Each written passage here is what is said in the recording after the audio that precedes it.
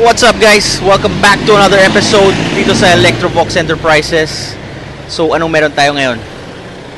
Look what we have here guys. Toyota FJ Cruiser ang ina-upgrade natin today. So ang ginawa natin today dito is sound upgrade. We changed the head unit, stereo nito. And we put in a subwoofer. Naglagay tayo ng head unit, subwoofer. Tsaka we've changed the LED headlights. And we put in a horn. Tsaka we put a reverse camera. So ito guys, let's go ahead and see what we've done.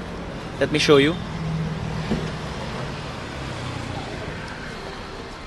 So ito guys, tapos na yung head unit natin. So as you can see, ang kinabit natin is Nakamichi 9 inches. Let's go ahead and start this. Ito yung Nakamichi na kinabit natin, 5230 9 inches. Kompleto na rin siya na may CarPlay, may Android Auto, may Netflix, may Spotify, may YouTube. All the applications built in already. And then right now ang kinakabit namin is yung back camera, so may reverse camera rin to para sa parking assist. Para pag magpa-parking kayo, mag-atras kayo, kita niyo yung camera dito sa screen na to. Ongoing pa yung installation nun. And then nagkabit rin tayo ng Pioneer underseat subwoofer, the TSWX010. 160 watts, small but terrible guys. Maliit lang siya. Nandito siya sa likod ng upuan, sa ilalim ng upuan rather, as you can see.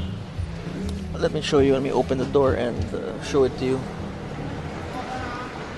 Cool, take it, let's go.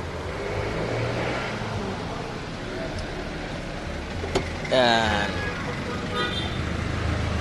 Ito guys, sa ilalim ng upuan, diba? Yan. Diba? Small but terrible. Nasa ilalim lang siya ng upuan. Ito yung tinanggal natin sa kanya. Old panel, 7 inches. Tsaka yung head unit niya na Toyota, stock pa rin. Basic lang, Bluetooth lang siya diba? So ngayon, upgraded na. Bago na. So, tapos ano pa ginawa natin dito guys? We put in a horn in this. Sound test natin yung horn. Ito. And then, headlight LEDs. Yan. High and low na siya. High and low. Diba? So yan guys. Alam nyo na saan pumunta if you wanna upgrade your